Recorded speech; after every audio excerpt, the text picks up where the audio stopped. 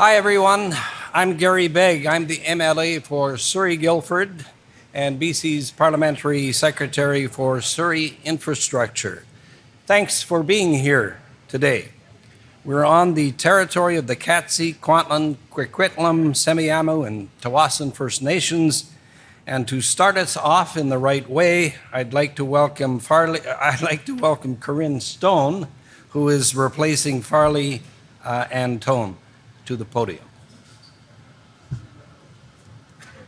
Abananas, everyone. Just wanted to share a prayer for each and every one in our hospitals, in our communities, those that are in our long care facilities, those that are in our transition houses, those that are in the streets, those that are not feeling well at this time of the year, those that have lost loved ones. I say a prayer, Creator, grandfathers and grandmothers of the four sacred directions, Mother Earth and Father Sky. I thank you for bringing each and every one here to celebrate these spaces that are going to be open to our community members that are not feeling well. And I ask Creator, grandfathers and grandmothers to take care of each and every one of you, all of the nations that surround this territory. And I thank you, all my relations. Thank you, Corinne, for filling in at the last moment.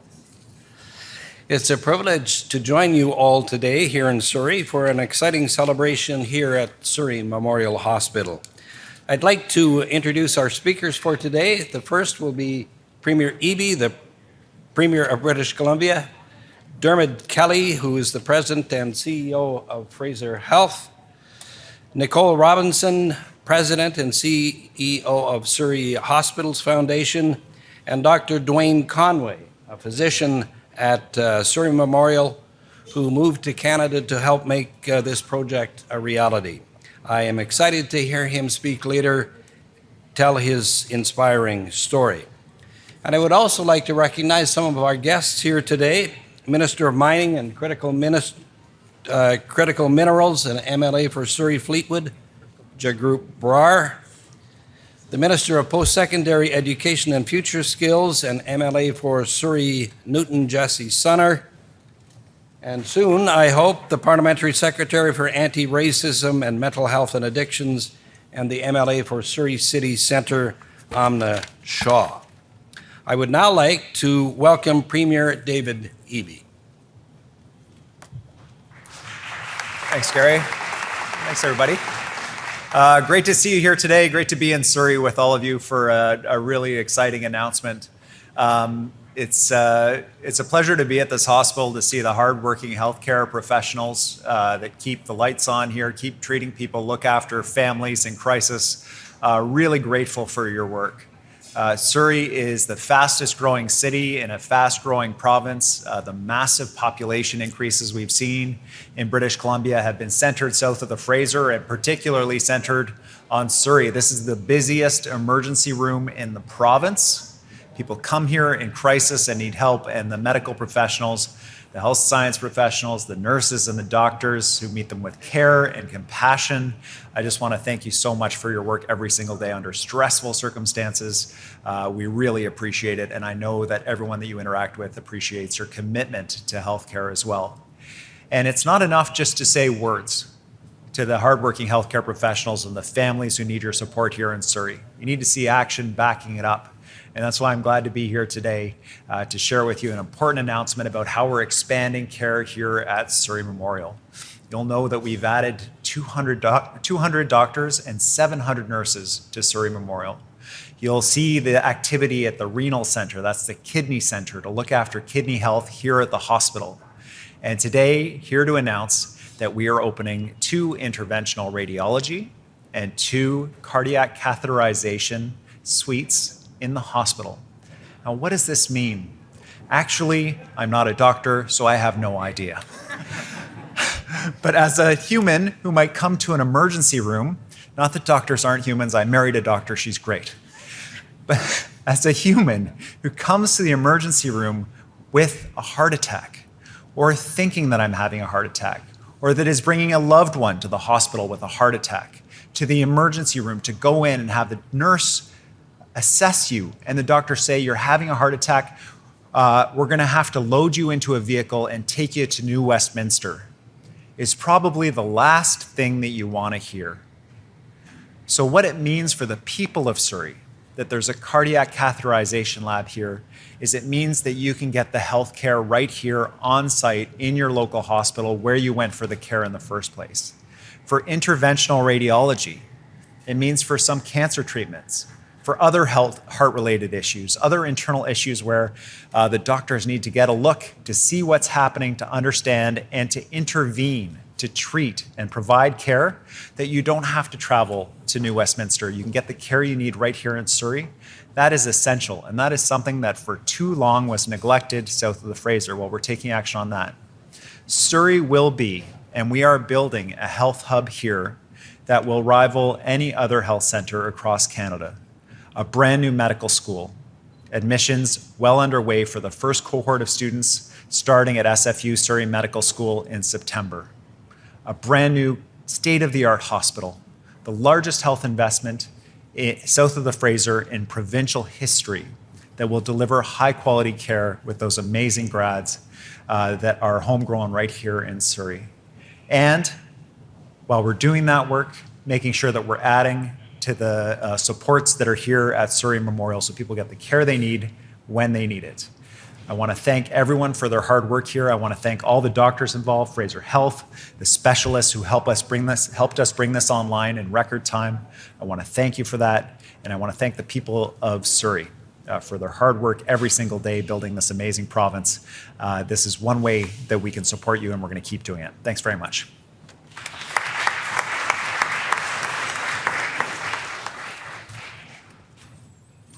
Thank you, Premier Eby, and thank you everyone for being here today. This moment is about people, the people we care for, the people who care for them, and the incredible teams whose compassion and expertise make quality healthcare possible every single day. What we're celebrating here is not just a new space or new technology. It's what it means for the people and the families who need healthcare, and often on some of the most difficult days of their lives. It's about offering them care, compassion, and confidence from the moment that they arrive. The new interventional unit, including the new cardiac catheterization suites, reflects our commitment to providing leading-edge care that is timely, coordinated, and truly centered on the needs of our communities. Reaching this milestone has taken tremendous effort. For more than 2 years, our staff, medical staff, and leadership teams have been planning, designing, training, and preparing. Teams across cardiology, interventional radiology, nursing, allied health, diagnostics, facilities, and operations have all demonstrated remarkable dedication, professionalism, and collaboration. I also want to take a moment to recognize the broader team at Surrey Memorial Hospital. Every day you bring your expertise, your compassion, your dedication to help people, to deliver the best possible care. Your commitment creates a culture that truly serves our communities, and the passion and teamwork that you show, often behind the scenes, makes today possible. As we open this new unit, we honor the extraordinary work behind it, and we look ahead to the meaningful impact it will have on those we provide care to. So today, on behalf of Fraser Health, I want to extend our heartfelt thanks to all of you, as well as the provincial government, Ministry of Health, the City of Surrey, our Indigenous partners, the Surrey Hospitals Foundation, and your donors, and the Surrey community for your partnership, your trust, and your support in doing this together. Thank you. And with that, I'd like to welcome Nicole Robson, who's the President and CEO of the Surrey Hospitals Foundation.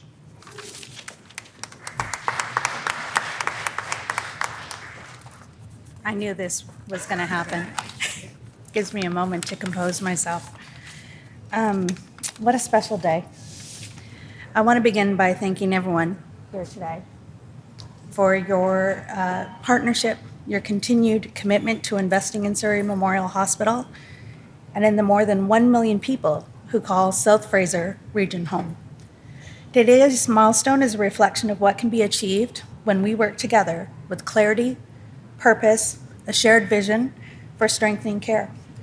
Surrey Memorial Hospital is among the busiest hospitals in the province, caring for more than 300,000 people each year through our emergency, inpatient, surgical, and outpatient services.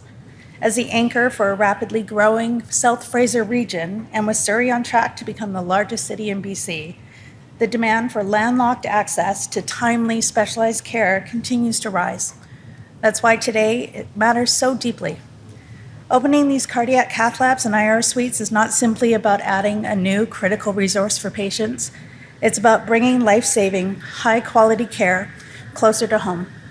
It means when someone in our region experiences a cardiac emergency, they can receive faster, safer care right here, surrounded by their families and supported by the dedicated clinicians who know this community best. Today's not the finish line, it's the beginning. The Foundation remains committed to working very closely with the province and Fraser Health to strengthen our regional network of care through the second acute care tower at Surrey Memorial Hospital, our sister site, the new Surrey Hospital in Cloverdale. These coordinated investments allow us to maximize services across every site and meet the demands of this rapidly growing region. I want to take a moment as a foundation to talk about philanthropy and the critical role it plays in helping make the milestones possible. The generosity of our community is accelerating innovation, enhances patient care, and ensures our clinicians have the tools they need to deliver excellence. Each gift, large or small, strengthens the hospitals that so many rely on and helps build the future of care for generations to come. To our donors, and we're fortunate to have some of our lead donors here with us today, and to our South Fraser community, thank you for continuing to step up. Your unwavering commitment and generosity fuels this progress.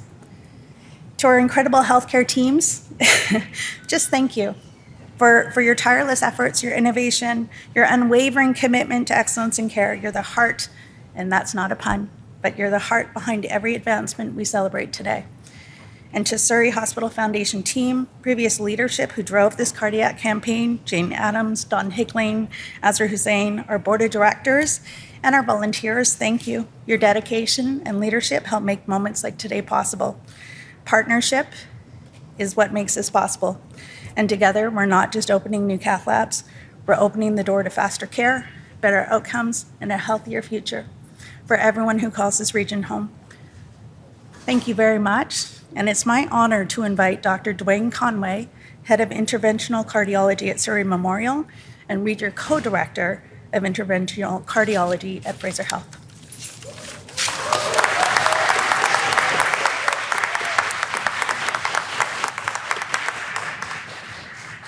Thank you very much. And if I can summarize what I'm going to say in the next couple of minutes in 2 words, it is thank you. That is the theme. First of all, you can hear from my voice, I'm not from around these parts. So I'd like to start by thanking you all for welcoming me to your province, your city, and your country. I'd like to thank the Government of BC and the Health Ministry for their investment in these fantastic facilities that we have here that we're celebrating today. And for the same reason, I'd like to thank Nicole and the Surrey Hospitals Foundation and the donors who've made this all possible. I also want to thank the citizens, the people of Surrey and South Fraser, for their patience in waiting for this service to arrive. This is a much needed service for the community, and I'm delighted to be able to announce that we are ready to go and deliver what the community needs here at Surrey Memorial Hospital. But I have more people to thank. I'm stood here as the head of service, but I'm here to represent the whole team. People who know me will know that if I'm not in the cath lab, I like to be doing something to do with music. And I'd like to use the analogy of music for this. And I'm not a one-man band, okay? I'm part of the symphony orchestra of interventional cardiology at Surrey Memorial Hospital. And I'd like to acknowledge the composer of our symphony, my colleague, Dr. Courtney Young, without whom this would not be happening. This was her vision, her plan, her design that we have been following. And I have been employed really as the arranger, the person who can deliver that vision with the team that we've got. I'm also pleased that I happen to have not just one, but two conductors to conduct my orchestra. And I'd like to acknowledge Courtney Jajic, our cath lab manager, and Pulvinder Tiwana, our cath lab director, who have amazingly led all of the different teams involved in this project towards where we've reached today and will continue to do so in the future. I'd like to thank all of the staff who are working with me, and they are the orchestral musicians. Each and every one of them accomplished solo performers, but even better in the team. And together, we're going to make really sweet music here, okay? And the rhythm is going to be the heartbeat of our patients and our community. So I'd like to finish by also thanking our site medical director, Marietta Vandenberg. And when we had her speak to our team just, very recently when we started doing staff training on site, she said to the team, I want you all to pause and reflect. You're making history.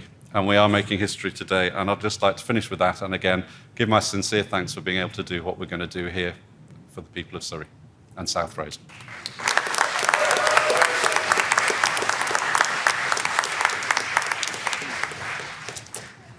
Thank you, Dr. Conway. We're grateful to have you here and for the vital role you and your colleagues will now play in this unit. And thank you to all of the speakers today for sharing a bit about the positive impact that these upgrades will have for the people of Surrey. I'm excited to continue working alongside my colleagues toward building healthcare capacity here in Surrey to ensure that people in one of BC's fastest growing cities get the quality care that they deserve. This announcement, you will know, is part of a broader commitment to improve healthcare across Surrey, including new hospitals, a cancer care centre, and supporting the first new medical school in over 60 years.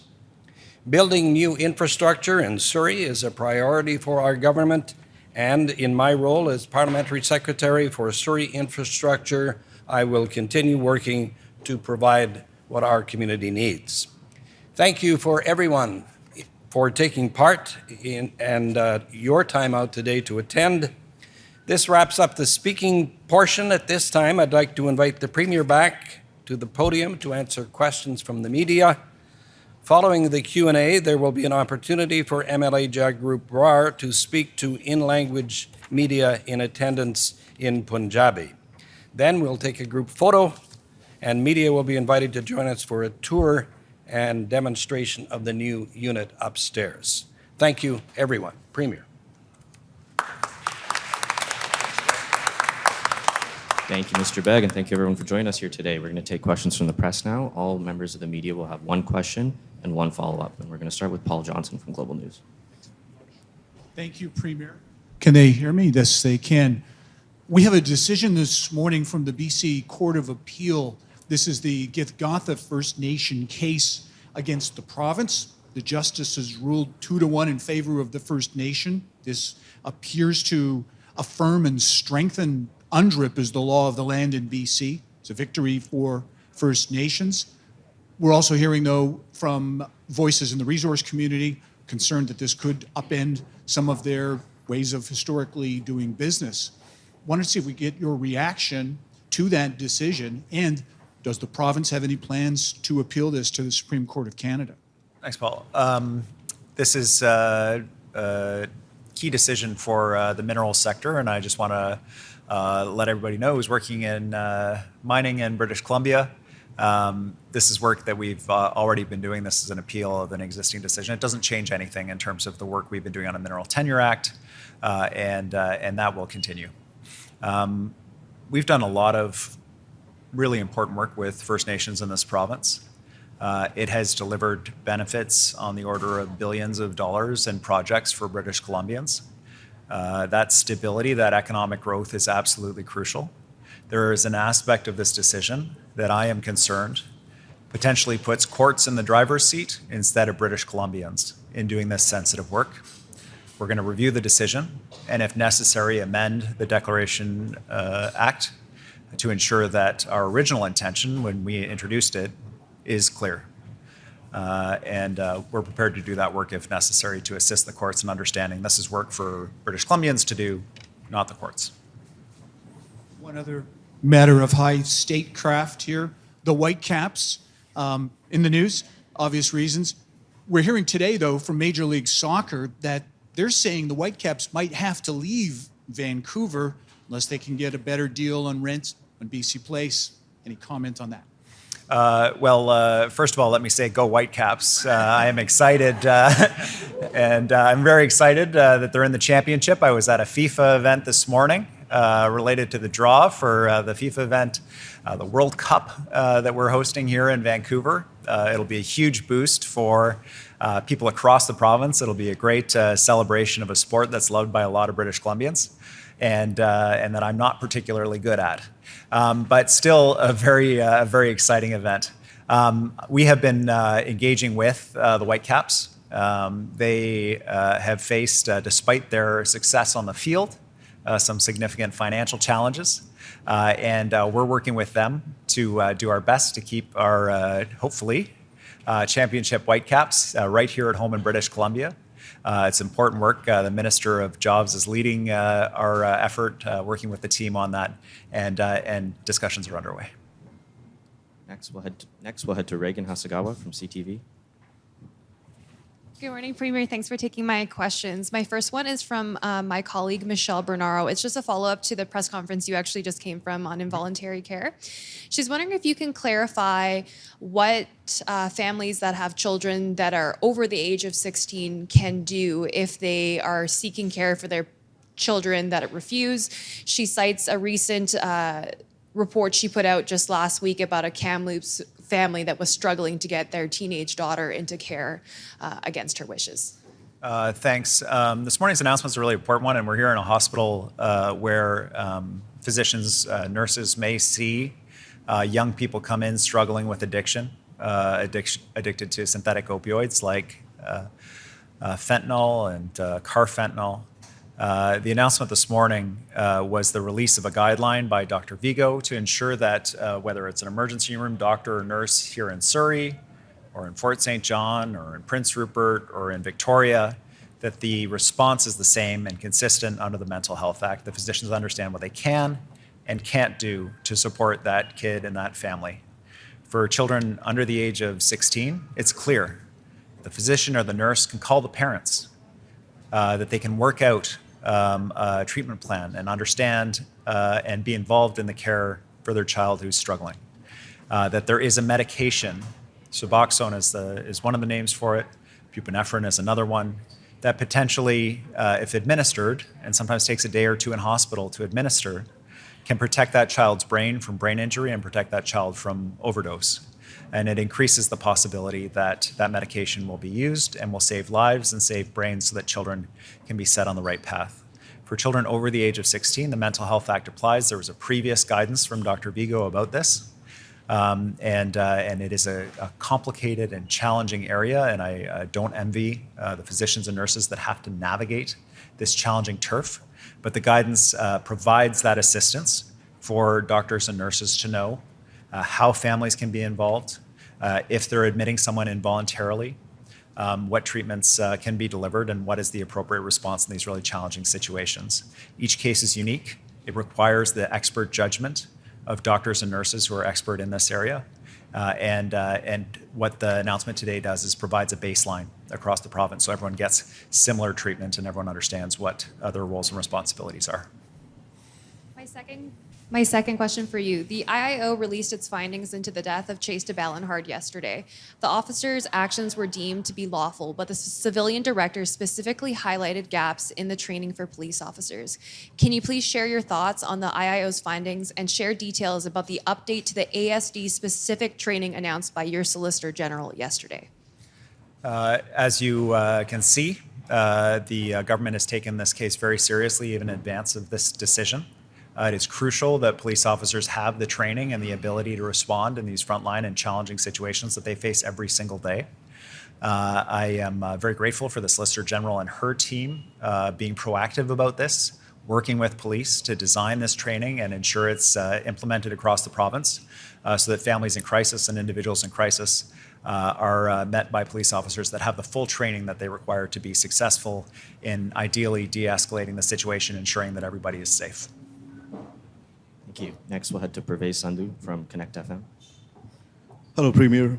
Recently, a report was released by secondstreet.org in which they said that BC saw 4,620 waitlist deaths between April 2024 and March 2025, the province for sure is investing lots of money in healthcare, but do you think it's still not enough? And if it's not enough, what else needs to be done?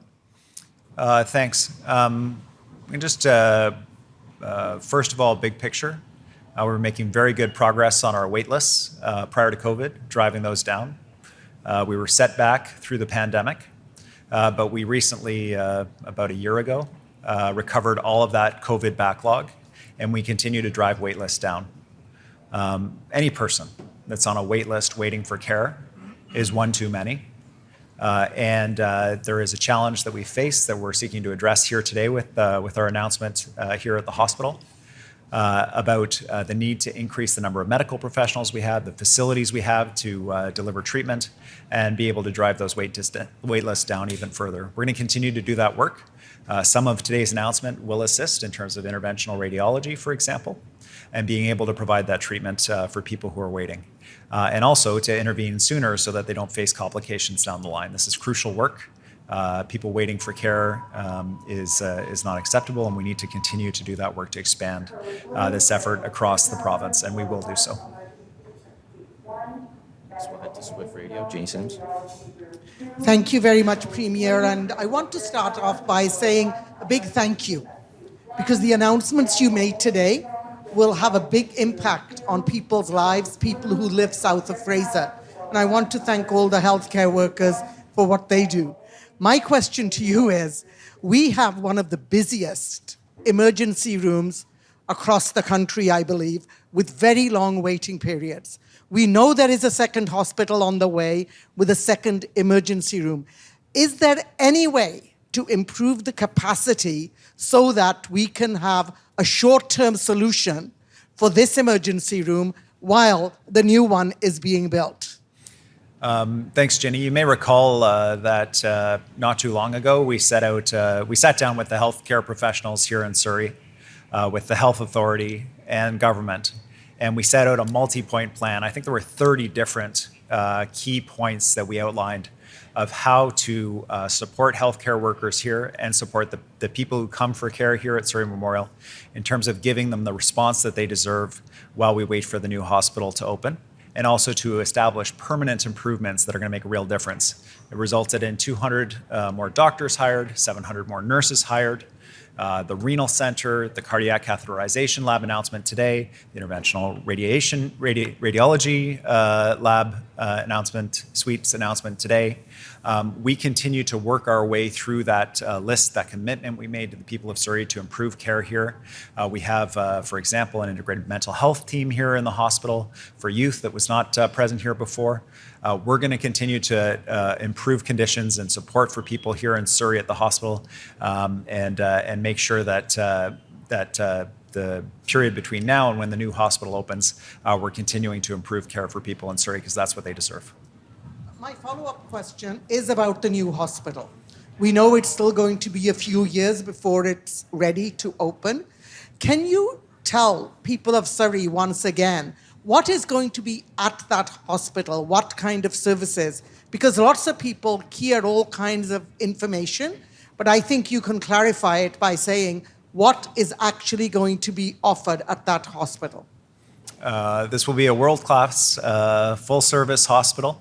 It will be a hospital that provides emergency care, longer-term care for people in the community, for multiple challenges that people would face that would bring them into hospital. It will be a source of both pride for the community, both in terms of the care that's delivered, but also for the research that's done there, and the new grads of the Surrey Medical School who will be working there. It is going to be cutting-edge care delivered in a modern hospital. And I know there are all kinds of stories out there about the hospital, including that it's not under construction, bizarre things, but it is well under construction. You can drive by, see it yourself. It is a full-service hospital. People get the care that they need, and it will be world-class care. Next, we'll head to the phone lines with Stéphane Labbé from Business in Vancouver. Go ahead, Stéphane. Thank you. Premier, I just want to come back to the Court of Appeal ruling briefly, and then follow up on something else. You talked about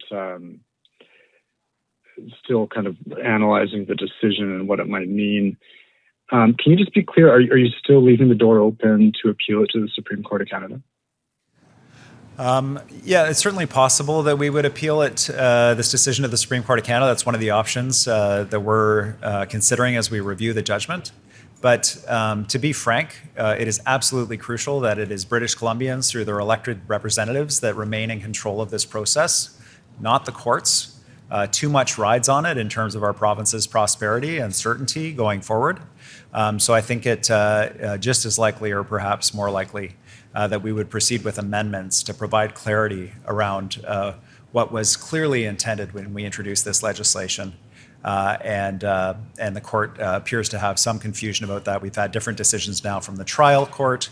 One of the Court of Appeal judges dissented and two agreed with each other. If clarity is needed, then we will deliver it. Follow-up, sir? Yeah, it's this and something else. BC Hydro recently confirmed to me that the 9 wind projects that were part of the 2024 call for power will be subject to the 25% tariffs on wind turbine towers that was announced by Ottawa on November 26th.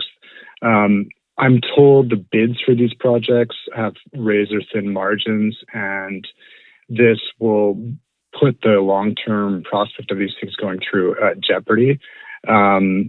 I'm just wondering what your government's doing on this front, and if you have any concerns around these projects.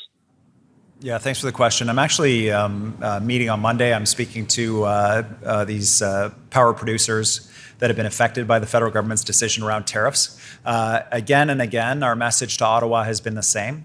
We understand your desire, and we support your desire to support the steel industries in Quebec and Ontario and Manitoba. We have our softwood industry that's under attack by Donald Trump. It's devastating families here. The attack is on steel in those other provinces. We all need to pull together. But it is absolutely crucial for the federal government to understand that actions that are taken that make a lot of sense in Ontario have a very different impact here in British Columbia, and drive up costs for major public infrastructure projects and also hydro projects that are in this call for power. I've spoken personally and directly to the Prime Minister on this very topic. I outlined for him how his announced steel tariffs are going to drive up costs for British Columbians, that orders have already gone in, that there is not a wind tower and wind turbine producer here in British Columbia or anywhere in Western Canada or in Ontario. I understand there is one firm in Quebec that only has enough capacity to support the Quebec market, let alone British Columbia. And he assured me that for projects where orders have already gone in, where it's going to be driving up the cost for the public, for taxpayers, that he and his team would look at remitting the tariffs to us, to establishing a policy around that so that we had certainty going forward. I'm certainly going to hold him to that. And also, you know, we talked about how we can drive down the cost of accessing steel from Ontario and Manitoba and Quebec through supports around transportation and other things. And I did see that the Fed stepped up to commit so that we can buy more steel from other Canadians and support Canadian provinces and send our softwood to other provinces to support other provinces. So we can work together and we can solve these problems, but we have to keep the conversation going. And that's my understanding, is that that is under active consideration by the federal government. Thank you very much, everyone. That concludes today's event. Thanks, everybody.